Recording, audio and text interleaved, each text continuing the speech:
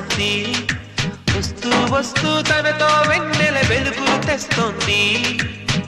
ఏవమ్మ మరుమల్లి తోరణాలు కడతావా చిలకమ్మ ఎదురేగి